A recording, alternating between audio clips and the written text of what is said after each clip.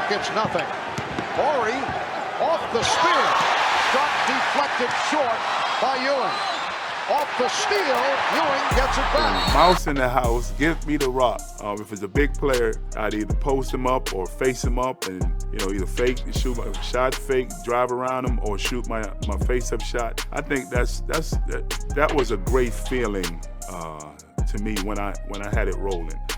Patrick Ewing names 5 players he respected, and when he says one of them was his GOAT, he's not just throwing around hype. This is a man who survived the most brutal era in NBA history, where the paint was a war zone and respect wasn't given. It was earned through blood and broken bodies. These 5 names aren't just a list. They're a map of what it took to be great when basketball was a gladiator sport, and what Ewing had to face every single night just to survive. Quick thing, if you're enjoying this already, hit the hype feature and give this video some hype. It helps more than you know, and we've got some serious stories coming your way. So let's talk about what respect actually meant in Ewing's world. This wasn't the era of social media shoutouts or summer workout videos together. The golden era of big men from the mid-80s to the late 90s was defined by one thing. If you wanted respect, you had to take it. The center position was the sun that everything else orbited around, and guys like Ewing lived in a combat zone every night. Physicality that would get you suspended today was just Tuesday back then. Elbows in the post, 7-game wars that felt like actual wars, and a code that said, you don't break ever. When Ewing names these 5 players, he's not listing Hall of Famers for fun. He's naming the guys who tested every part of him, physically, mentally, and skill-wise, and forced him to be perfect or get destroyed. Each one represents a different kind of nightmare he had to overcome. And the crazy part is, these weren't just opponents. They were the architects of his greatness, and he was the architect of theirs. Number 5, David Robinson, the Admiral. If you're wondering what made Robinson special in Ewing's eyes, it's simple. Speed. Robinson was 7'1", built like a bodybuilder, but ran the floor like a guard. In an era where most centers were lumbering giants grinding it out in the half-court, Robinson was a gazelle. He'd finish an alley-oop on the break, sprint back to block your shot, then beat everyone down the floor again before you even processed what happened. For Ewing, who played a methodical, physical half-court game, facing Robinson meant playing at a pace that felt wrong. It was uncomfortable, and that's exactly why Ewing respected him. But it wasn't just the athleticism. Robinson had this duality that made him dangerous. On the surface, he was the Admiral, polite, articulate, a Naval Academy graduate who carried himself with discipline and class. Ewing was the Hoya Destroyer, scowling, sweating, intense, always looking like he wanted to rip your head off. Total opposites in personality. But Ewing knew that underneath Robinson's gentleman exterior was a killer who wanted to win just as badly. That contrast made Robinson fascinating, because you couldn't read him the way you could read other guys. Ewing credits Robinson, along with Hakeem and Shaq, for making the 90s the hardest era to play center. He said facing those 3 was what made the job brutal, and Robinson's accolades back that up. MVP in 1995, Defensive Player of the Year in 1992, a scoring title in 1994. Those weren't just numbers to Ewing, they were benchmarks of the level of competition he dealt with every single night. And then there's the Dream Team connection. Robinson and Ewing were teammates on the 1992 squad, the greatest basketball team ever assembled. They were the 2 primary centers, rotating responsibilities, anchoring the defense for a roster that had Jordan, Magic, Bird, and everyone else. That shared experience mattered. Ewing saw Robinson's work ethic up close, the hours he put into his body and his game, and it created a bond that went beyond their NBA battles. They weren't just rivals. They were brothers in service to something bigger. Their head-to-head matchups were always defined by Robinson's transition scoring versus Ewing's half-court dominance. The 1993-94 season is the perfect example. Robinson won the scoring title that year, dropping 71 points in the final game to edge out Shaq, while Ewing led the Knicks to the finals. They were the 2 best centers in the league that season, along with Hakeem, and every time they matched up, it was a chess match. Robinson had the efficiency edge because he could get easy baskets in transition, while Ewing had to grind for every single point in the Knicks system. But that's what made it beautiful. 2 completely different styles, both elite, both demanding respect. Number 4, Shaquille O'Neal. When Shaq entered the NBA in 1992, Patrick Ewing was already an established veteran, a Dream Team member, widely considered the best center in the Eastern Conference. And then Shaq showed up and shocked the entire system. He was 7'1", 325 pounds of explosive power that the league had never seen before. Ewing called him a different beast, and that's not exaggeration. Steve Kerr, who played in that era, put it perfectly. He said while Hakeem had finesse and Robinson had speed, Shaq had a physical advantage that was just unfair. He was much bigger than Hakeem, much thicker than David, much faster than Patrick. That combination was terrifying. What Ewing respected most about Shaq was that he didn't wait for the torch to be passed. He tried to snatch it. Ewing said said he respected the way Shaq came into the league and demanded that space, and that's the key word, demanded. For Ewing, facing Shaq became a test of pride. It was the classic old lion versus young lion dynamic. In the early to mid-90s, Ewing's Knicks were the gatekeepers. Shaq's Orlando Magic were talented, sure, but if they wanted legitimacy, they had to go through the bruising Knicks. And Ewing took immense pride in holding his ground against a guy who was younger, stronger, and more explosive. The language of their rivalry was pure force. Ewing said you had to be ready for a physical war every night with him, and he meant it. Unlike Robinson or Hakeem, where finesse and skill played major roles, playing Shaq was a wrestling match. It was bodies colliding, elbows flying, and trying to survive the avalanche. Shaq's dominance was so overwhelming that teams literally constructed rosters just to deal with him. 3 or 4 bodies whose only job was to foul Shaq and make him earn it at the free throw line. That's the kind of impact he had, and Ewing respected that level of dominance because it forced the entire league to adapt. Shaq has returned that respect deeply. There's a famous moment where Shaq tears up talking about Ewing, saying he doesn't get enough credit, and was one of the hardest players Shaq ever had to guard. Shaq admitted that playing against Ewing, Hakeem, and Robinson in his early years was the crucible that turned him into a champion. Those battles forged him, and he knew it. Now, while Shaq eventually surpassed Ewing in championships and accolades, their head-to-head record during Ewing's prime shows a fierce competition. Shaq has the career edge in overall wins, but in individual matchups during the mid-90s, Ewing often outskilled the younger O'Neal by using his jump shot to pull Shaq out of the paint, a tactic Shaq absolutely hated. Ewing made him work, made him uncomfortable, and that's all he needed to prove. He wasn't backing down, not to anyone. Number 3, Alonzo Mourning. This one's different. Mourning is the only player on this list that Ewing calls my brother, and that's not just a figure of speech, it's lineage. Both of them were molded by John Thompson at Georgetown University, part of a brotherhood defined by Hoya paranoia, a siege mentality that emphasized defense, education, and relentless toughness. Mourning grew up idolizing Ewing. As a foster child in Virginia, he kept a poster of Ewing on his wall and wore jersey number 33 specifically to honor him. When Mourning arrived at Georgetown, people called him the next Patrick Ewing. For Ewing, seeing Mourning was like looking in a mirror or looking at a younger sibling. He took Mourning under his wing, mentored him on what the NBA was really like and what it meant to be a superstar center. But here's where it gets intense. Despite that brotherly love, or maybe because of it, the on-court rivalry between Ewing's Knicks and Mourning's Miami Heat was arguably the most violent in NBA history. From 1997 to 2000, the two teams met in the playoffs 4 straight years, and these weren't basketball series. They were street fights. Ewing explained the dynamic perfectly. He said, "We talk all the time and have been the best of friends, but when it came to stepping out on that court to play him, the communication stopped." That's the compartmentalization Ewing respected most. Mourning wouldn't hesitate to elbow him in the throat to get a rebound, and Ewing wouldn't hesitate to do the same. Love off the court, war on it. Their head-to-head stats reflect that sibling rivalry. In 22 regular season meetings, they split the wins evenly, 11 and 11. Ewing averaged 24.1 points and 10.8 rebounds. Mourning averaged 20.9 points and 10.5 rebounds. The margins were razor thin, always. The rivalry peaked during the 1997 playoffs, famously marked by a massive brawl where P.J. Brown flipped Charlie Ward, leading to suspensions that arguably cost the Knicks the series. Through all the chaos, the suspensions, Jeff Van Gundy clinging to legs, Ewing and Mourning remained the eyes of the storm. Two brothers waging war out of respect for the game and for Georgetown. That bond, that ability to love someone and still try to destroy them for 48 minutes, that's what made Mourning special to Ewing. Number 2, Michael Jordan. If Ewing's rivalry with Hakeem was about technical skill and Mourning was about brotherhood, then his respect for Michael Jordan is rooted purely in the psychological and competitive realm. Ewing doesn't just call Jordan great, he calls him a killer and an assassin, and that terminology is specific and deliberate. When Ewing analyzes modern players, he contrasts Jordan with LeBron James. He says LeBron is a brilliant facilitator who had to learn how to be an assassin, but Jordan possessed that predatory mindset from day one. It was inherent, unteachable, and that's what Ewing reveres most. Jordan didn't just want to beat you. He wanted to break you, humiliate you, make you question why you even showed up. The narrative of Patrick Ewing's career can't be told without Michael Jordan, because Jordan is the author of its greatest tragedy. Ewing led the Knicks to prominence during a time that coincided exactly with the Chicago Bulls dynasty. Jordan was the bar everyone had to try to reach, and despite Ewing's effort, that bar proved too high. The Knicks and Bulls met in the playoffs 5 times during Ewing's prime: 1989, 1991, 1992, 1993, 1996. Ewing lost every single series. Everyone. The 1992 and 1993 series are legendary for their physicality. The Knicks, under Pat Riley, adopted a strategy of bruising intimidation. They wanted to physically punish Jordan every time he touched the paint. Ewing was the anchor of that defense, the giant waiting at the rim. But Jordan never backed down. Ewing said people don't realize how hard we fought, and the fact that Jordan could endure that assault, the Jordan rules defense,